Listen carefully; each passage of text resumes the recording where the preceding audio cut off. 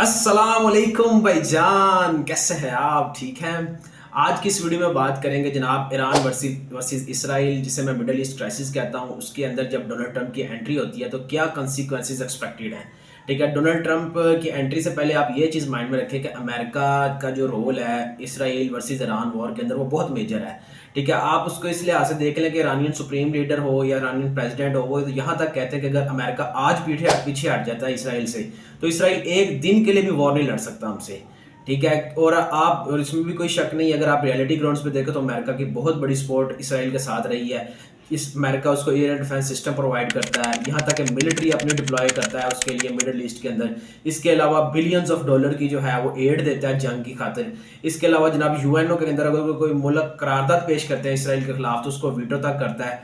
तो हर लिहाज से मुकम्मल सपोर्ट प्रोवाइड करता है। तो इस सिचुएशन के अंदर जब डोनाल्ड ट्रंप प्रेसिडेंट बनता है तो जनाब क्या कॉन्सिक्वेंसेस एक्सपेक्टेड हैं। पहले तो ये देखें कि जो डेमोक्रेट्स थे, जो कमला हैरिस थी, उसके दौर के अंदर भी जो है वो अमेरिका को ने सपोर्ट किया इसराइल को। इससे पहले जितनी भी इस्टेब्लिशमेंट हो या उनकी कोई भी गवर्नमेंट हो, हर एक ने इसराइल को हमेशा सपोर्ट किया है। तो डोनाल्ड ट्रंप के बारे में भी दो राय बेसिकली चल रही है, लेकिन जो मजबूत राय है वो तो यही है कि जनाब डोनाल्ड ट्रंप एक स्टंच सपोर्टर है इसराइल का। इसराइल को भरपूर हमायत के ऐलान करता है। इवन कि उसने अपनी कंपेन के अंदर कह दिया था कि इसराइल को बिला खौफ जो है वो न्यूक्लियर फैसिलिटी टारगेट करनी चाहिए ईरान की, विदाउट नोइंग द कंसिक्वेंसेज, कि क्या कंसिक्वेंसेज हो सकते हैं, और डायरेक्टली अटैक कर देना चाहिए।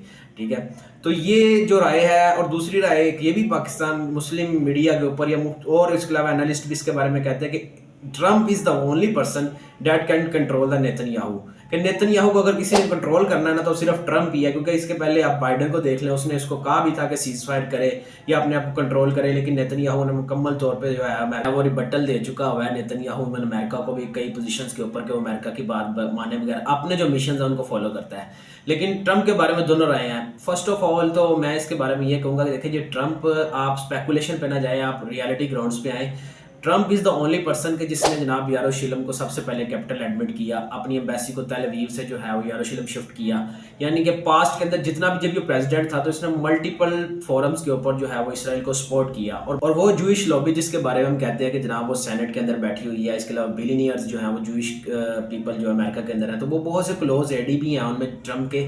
लेकिन ये तो है एक, इसके अलावा आपने बैकग्राउंड पहले देख लिया कि ट्रंप ने क्या सपोर्ट किया इसराइल को। इसके अलावा उसके साथ एक क्लोज एडी भी जूइश भी हैं। लेकिन इस सब के बावजूद एक चीज़ आप अगर ट्रंप के बारे में जानते हो तो ट्रंप जो है वो बेसिकली एक सीजन पॉलिटिशियन नहीं है। सीजन पॉलिटिशियन से मुराद कि जिस तरह आपको देखते हैं कि कमला हैरिस है, बाइडेन है, ये अगर डेमोक्रेट्स की पार्टी को देखें तो पॉलिटिशियन नीचे से उठते हैं, आहिस्ता आहिस्ता आहिस्ता आहिस्ता स्ट्रगल करते करते ऊपर तक आते हैं। लेकिन Trump is a different person. वो एक पॉलिटिशियन, वो बेसिकली एक बिलियनियर है, वो एक अच्छा स्पीकर है, वो इंटरटेनर है। और सीजन पॉलिटिशियन की एक और भी निशानी होती है कि वो अपनी स्टैब्लिशमेंट को लेके चलता है साथ। जिस तरह के आपको डेमोक्रेट्स के बाइडेन को देखा आपने, उनकी जो FBI है वो उनके साथ स्टैंड करता है। लेकिन ट्रंप के जो व्यूज़ है अगर आप देखें, वो तो अपने जनरल्स को करप्ट कहता है, वो FBI को कम्प्लीटली चेंज करने की बात करता है। ठीक है, जो एक किसी भी मुल्क के अंदर जो उसकी एक इंटेलिजेंस एजेंसी होती है वो मेन पिलर होता है। तो यूँ उसके व्यूज़ बड़े रेडिकल किस्म के हैं। उसने आते ही जनाब वो कहा कि जो LGBTQ है ये मुकम्मल तौर पे ख़त्म होने चाहिए, फैमिली प्रेफर करनी चाहिए अमेरिका को। ये जितने भी बच्चे जो है वो अपनी टेरिबल सर्जरीज करवा के अपना जेंडर चेंज कर रहा है, ये मुकम्मल बैन करूँगा मैं इस चीज़ को।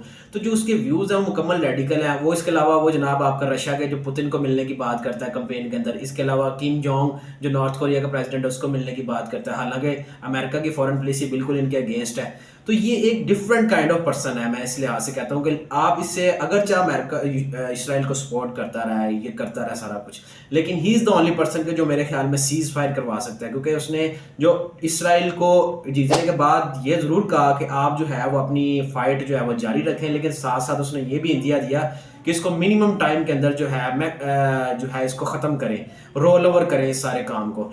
अगर ट्रंप, मेरे ख्याल में अगर ट्रंप के आने के बाद ये इसी तरह वॉर कंटिन्यू रहती है, लिंगर ऑन होती है मजीद, तो वो जनाब फौरी तौर पे सीज फायर की तरफ जाएगा। क्योंकि उसको कोई भी कंसिक्वेंसेस जब नज़र नहीं आएंगे किसी भी इस वॉर के डिस्ट्रक्शन की, जिसकी वो मल्टीपल टाइम्स निगेशन करता है कि चाहे वो यूक्रेन के अंदर हो चाहे वो इसराइल के जरिए हो, तो इसकी उसने फुली तौर पर इसको निगेट किया, क्रिटिसाइज़ किया कि ये सारी की सारी डिस्ट्रक्शन इस वजह से हुई कि हमारी जो अमेरिकन लीडर्स थे उन्होंने आगे बढ़ के जो है उसको सॉर्ट आउट नहीं किया। तो मेरे ख्याल में अगर वो इसमें सीज फायर का बहुत रोल प्ले करने के चांसेस है ट्रंप की तरफ से। नो डाउट ट्रम्प जो है वो स्टंट सपोर्टर रहा हुआ है इसराइल का, और वो अपनी कैंपेन के अंदर भी इस चीज़ को रिमाइंड करवाता रहा है कि जो अमेरिका उसका बेस्ट लाई साबित होगा।